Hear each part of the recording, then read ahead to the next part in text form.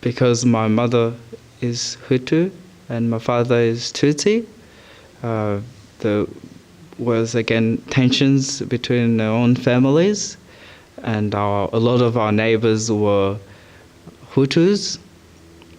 So my dad, they wanted to kill my dad.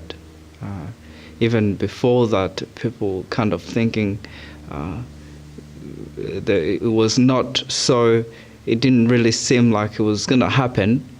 But when the Hutus leader died, killed by Tutsis, he was shot on the plane, just before the Hutus were to attack the Tutsis. That's when it all started, really. So they were thinking, what do we take and what do we leave? And suddenly a group of people came to the front of the house, and these were mostly neighbors looking for us. So Dad had to make a big decision, and that decision was to go and face them while we were still inside. So as Dad went, we saw him. He was suddenly surrounded by people who had different weapons, and that was the last time we saw him for a while. They were about to kill him, and Mum again had to make a decision that was a difficult one too. So she ran with us through the back door, taking nothing, and ran for most of the day. We were when the UNHCR came, in the end brought us some food, a ration of food that we were expected to have for 2 weeks. Sometimes was enough and sometimes was not enough. So it was about probably enough for 1 meal a day. People were still had in mind, still were struggling to accept what happened with their own families. So we had probably about every second kid you come across was an orphan, either with no father or no mother, or none of them, not even a brother or sister. So that created a big problem. People were still angry with one another, and they were still fighting in different ways, and even killing each other at night. One man across our street, he had lost one leg. He had 2 daughters that survived the war. All his family was killed. So one day he decided that he would kill the 2 daughters, and he did, and then burnt himself in the house. I guess the question was, why us? I always asked myself, why me? Where is Dad? And what happened? What's God doing to us? If God loves us, what's happening? Do we really deserve this? Why are other people happier than we are?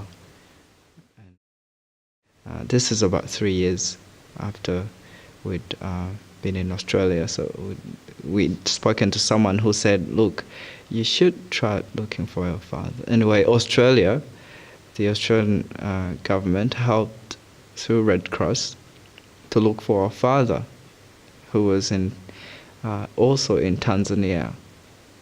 And we found him. So all that time, we'd been looking for him, but he was not there. He was not in a camp.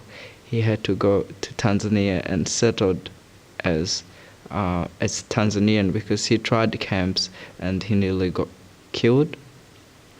He was looking for us too, but he settled now and probably given up. Mom, we'd sort of given up already.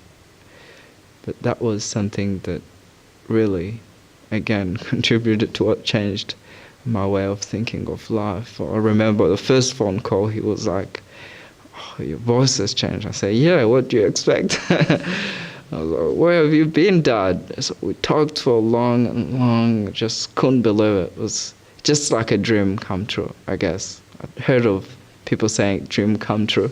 This time was, yeah, because it was always in our memory, oh, dad, and we just never thought it would be the same. We'll get him back. To handle differences will probably be best to not necessarily not just respect each other's, but also to listen to each other, where people are coming from. Like the example I gave from the government, our government, in terms of how they handled that. I think that's one thing that is quite important when you're trying to approach differences, given that we're different, to maybe not say, yes, I agree, but say, I don't agree, and this is the reason why.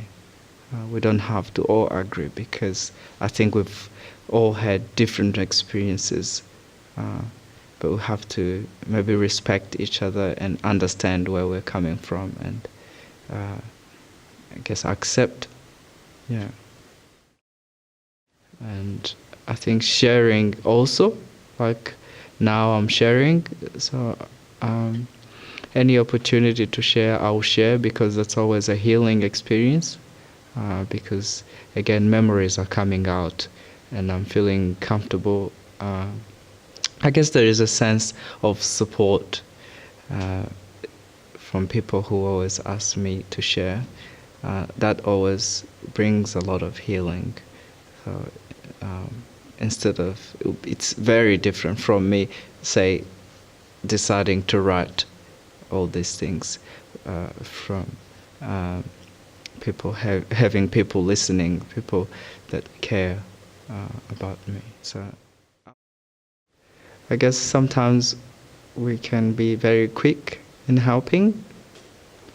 Sometimes we can be not so quick in helping. I guess there's a need for the world to help each other, to feel that we are all different, but we can help each other. We are all connected in one way or another. To feel that we're all family. But I think mostly we have to understand, while we're family, I think there are many things that are similar. Whether we're poor or rich, the different things that we worry about, and listening to our stories will probably prove that. I think there should be maybe a bit more listening as we help each other, or before we help each other.